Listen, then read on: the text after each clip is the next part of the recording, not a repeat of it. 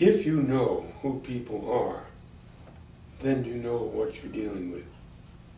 And the interesting thing about the human structure is that the face is the life history of the individual and the soul nature of the individual right there as a roadmap for you to read.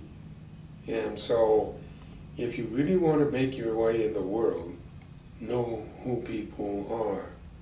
And that is why the book is so useful, because it gives you not only, I mean, you know, there's the whole thing that the first three levels of learning of the human race have been around survival, physical, emotional, and social.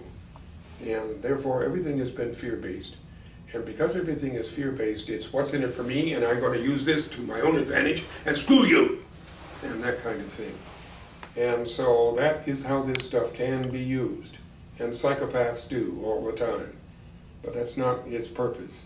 Its purpose is the companion book for this whole thing is called Loving Thy Neighbor.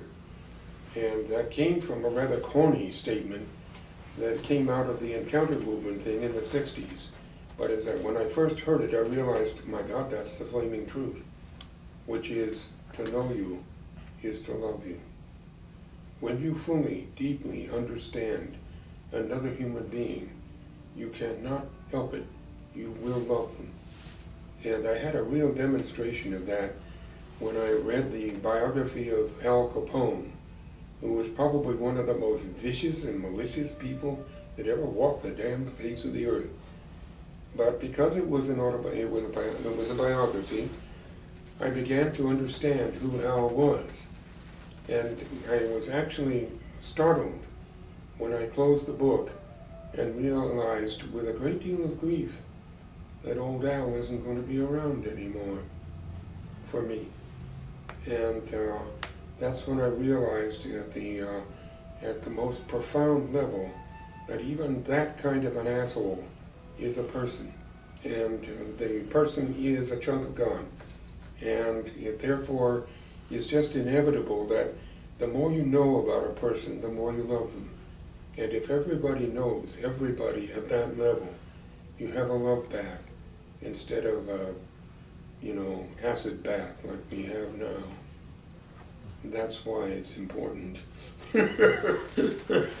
Thank you very much, Michael. Michael, in the intro to What's in the Face, you speak to the investigating spirit of the ancient Chinese system and the configuration of the facial features.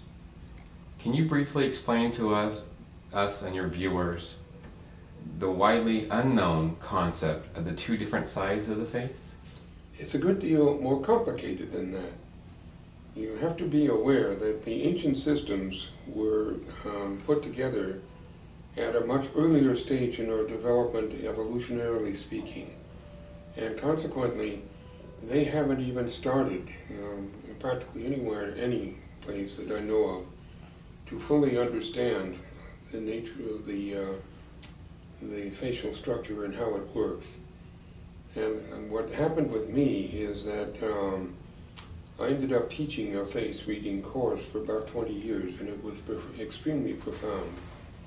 And as a result, I kept discovering more and more about the nature of humanity and about the nature of the face and about personality and how the three relate and that kind of thing, along with how they also relate to soul structure.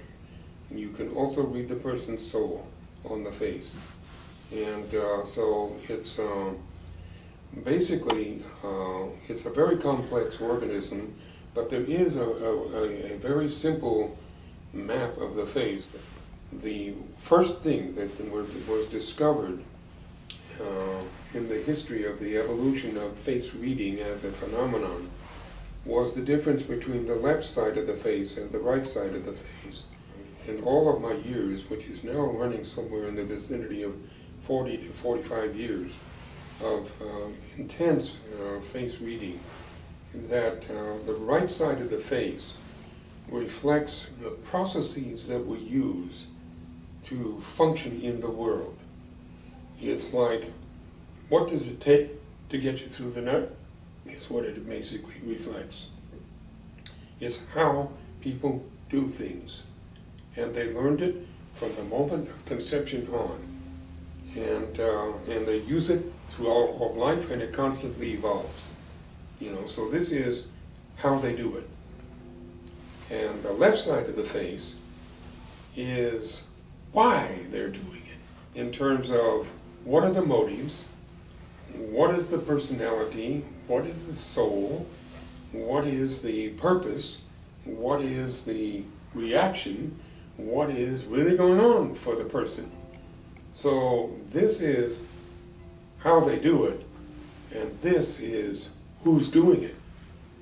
Now, when I did this work and evolved this system, which spanned about 15, 20 years to put together, I found that there are 9 sections to the face, not just 2. And so the book, Loving Thy Neighbor, is how to read each of those 9 sections.